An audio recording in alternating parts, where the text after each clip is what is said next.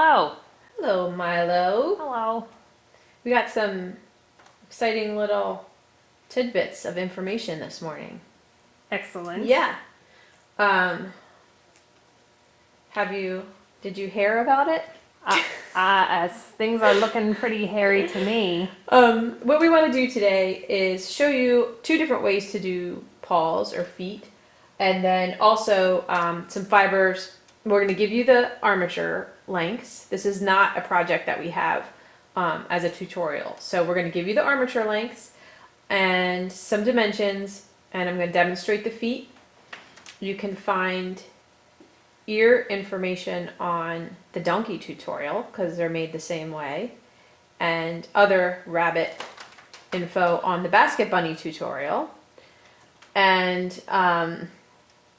the purpose today is to share the feet technique and also the fibers that we're using and that we're giving away in the Fiber Fairy giveaway. So you might be seeing this video after the Fiber Fairy giveaway. If that's the case, then you can still benefit from looking at these cool fibers that we have and that I like to use on the hair. The first thing in the giveaway is this special core that we don't have. It's just only for the giveaway. If you need core wool, the off-white chunky core is one of my favorites. And then we're doing chestnut top coat, dark Polworth, light Polworth. That's hoppy. And this has become one of my new favorites. It's called Grits, and it's just like a natural textured off-white that is a really great blender and natural white for, oh my gosh, wolves, donkeys, rabbits, all kinds of things. So those are some of the fibers that we're using. Okay, if you want to make a hair armature, you're going to need 14 gauge wire, and you're going to need one wire at 22, one wire at 30, and one wire at 18. So the 22 inch becomes the head, neck, and front legs. The 30, it could be 30 to 32. Sometimes the snow hairs, I make, well, the brown hairs, I might make their back a little longer, and the snow hairs, I might make their foot a little bigger. So that becomes their back and the hind leg. And then the 18 gauge gets twisted together with the hind legs. So the head and neck is about 4 to 4.5 inches. I like to put this little fold that represents their teeth, so that when you wrap, you've already got that little shape to their head. And then you're gonna be able to see what's left for the front legs after you bend your neck. And then the back is 5.5 to 6 inches long. And then again, what's left will become your hind leg. And I'm not saying that you're not going to need to trim anything, but that is the armature. So what we want to do is give you the armature, give you this foot technique and some fiber suggestions, and then see how you guys do. I feel like I heard you say 18 gauge. I don't know, but you meant 14 gauge. Entirely possible that I said you 18 meant gauge. 14 gauge, 18 inch to make the back legs. Back up. 14 gauge. 14 gauge. 18 inch. And I might have heard it wrong. Yeah. It's It's all right. It's the holidays. Yes. We're all distracted. So, okay. So what I have here is a partially wrapped wabbit. And there's two foot techniques. So I'll show you the front feet first. And I just have a single layer on here. I might put a little bit more on this leg to this color. I don't know if it's hard to see against the Stab-It. It's so similar. I zoomed, so. Okay. Just a little more meat, wool meat, for my shape to grab into. Gotta make the rabbit extra tempting. Yes. Okay. So all the front foot is a ghost shape. And then we felt the ghost shape on and give it little toes. Oh, this guy, look, I'm glad I picked this guy up. He's missing his other no. little black lines. Maybe So- you got caught in a snare. So I'm going to mix, I don't want it to be totally just off-white, so I'm going to mix the off-white and this other special core that we have. And I'm going to make about a 1.5 inch square, but whatever size goes with the critter that you're working on. So I just restack. Can I have that? Thank you. And then I draw about, for this case, a little smaller than a dime-sized half circle, and let the fringe come back. So it makes a little ghost, like that. And then I want to kind of fan this fringe out. And if I put his foot down, I'm going to let it stick off the tip of the toe so that I have some wool to shape into toes. If I put it right here, there's no give because the armature is right there. So it's sticking off about 1/4 inch. And then I let these fold over and blend.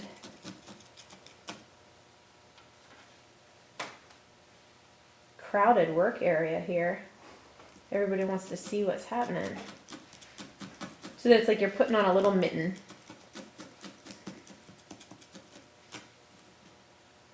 It's funny. And then you use a relatively strong needle, which would be a 36. And I start in the center and I want to make that first dent. So I just felt in a straight line to make the dent. And then I'm going to go off to each side and make 2 more, which gives this rabbit 4 toes. And it's just fussy work. It just takes a minute. Sometimes I flip it over to really get that dent coming.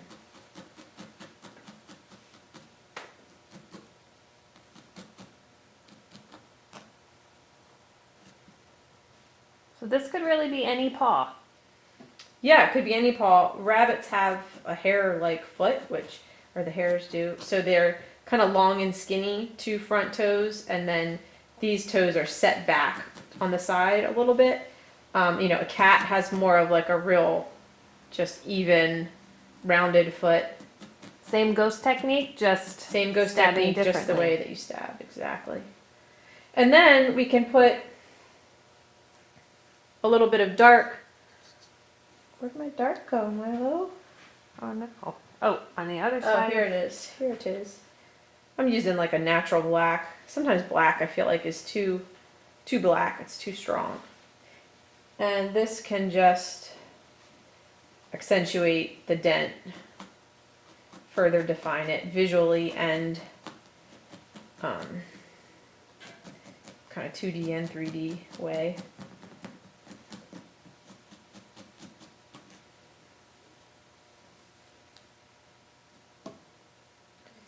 Alrighty, and so I would do that in all of these little spaces.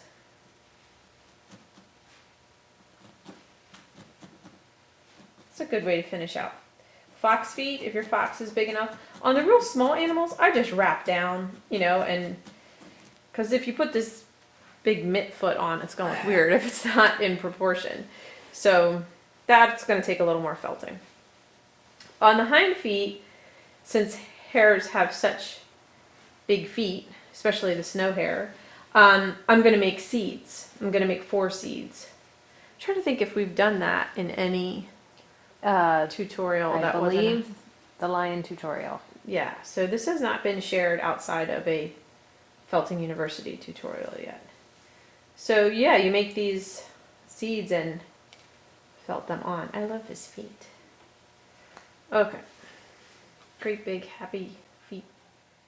Alright, I'm going to use a skewer. You can use a toothpick. The thing I like about the skewer is I can do all 4 at once and make sure they're the same size, and it's long enough to pull them all, to put them all on and then pull them all off.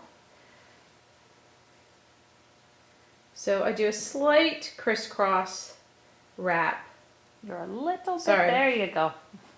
I'm a little bit not where I should be. And the skewer also, I don't know if I said this already, creates a little more space, so it has a little more give. Toothpick is just that much thinner, so it would be really tight. If you're getting fancy, like on the snow hare in particular, you can make two of them bigger, like the two center toes, a little bit bigger.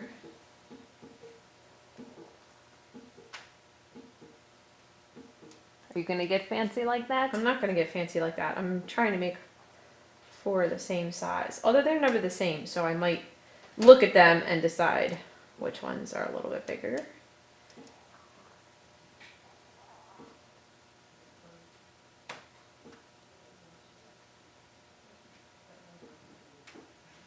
So why does the eeny meeny miny mo go like for a tiger? But I'm thinking about catching things by the toe. Catching a tiger by their toe. Who's catching a tiger? Yeah. Why aren't you going for the rabbit? Where did that come from? And you're not catching a tiger by the toe. Okay. So on the hind feet, I put one of my seeds down and tack it into the loop of the armature. Like there's a little loop in there, and I know I can tack into that center. And then I put another one down and tack that end in. Just enough to get it to stick. Then these two are a little trickier because you're not right on that loop anymore. They go off to the side a little bit, back and off to the side.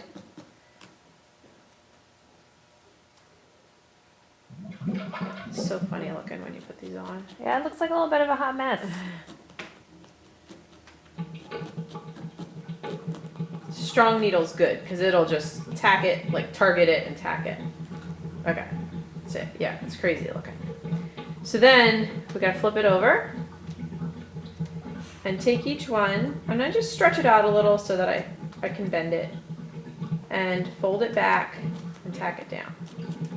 You can tack it to itself, you can tack it back into the armature, but basically this is, again, just a little bit of fidgety felting where you got to make these go where you want them to go.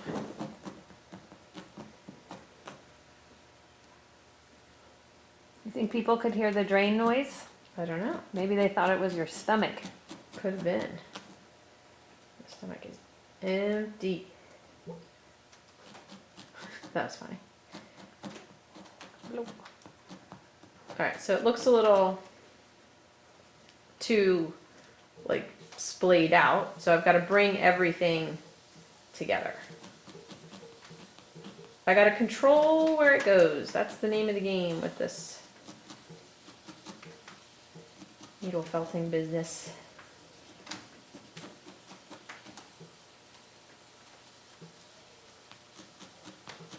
Sometimes you really have to just stab them down and in half more. Like that. Alright, now I want to take a color that I can just lay over that will, it sort of brings it all together. So I'm going to use, what am I going to use? I'm going to use a little bit of the light Polworth.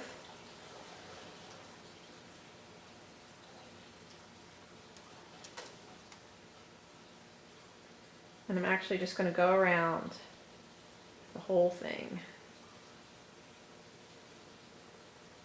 This is going to be a little weird because it wants to slip. Let me get some core wool. What about your grits? Grits, No. I think is a little, I think just this stuff is going to want to, that might work better. Thank you. There we go. Works better. And it blends in. I was jumping too far. It's a good thing you keep me around. I know. So that's going to get rid of the weird little fold on the sides. It's going to cover that up.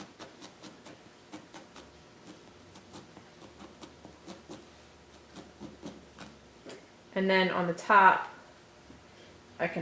I'm gonna mix a little bit of off-white core and a little bit of the other special core. Just make a little fuzz to felt on top to blend it even more.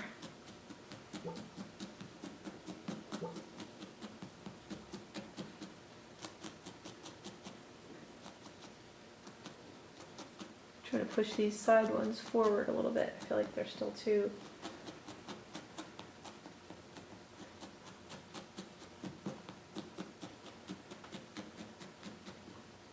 And then it's the same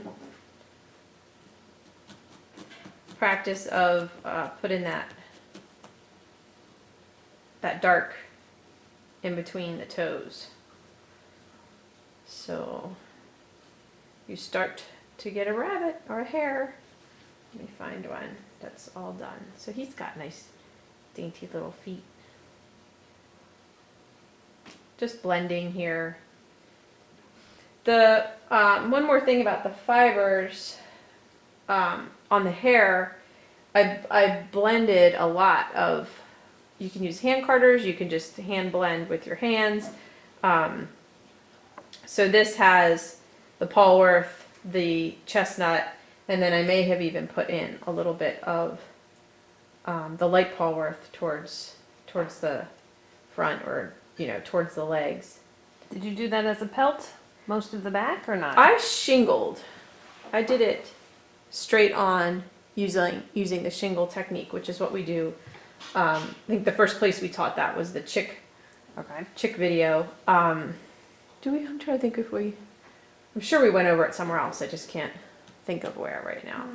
The wolf, but that was the wolf. So have fun with this. I want to see your hairs. You can find us at SarafinaFiberArt.com, and you can join our Facebook group called Sarafina Felting Fanfare if you have not yet, and show us what you're making.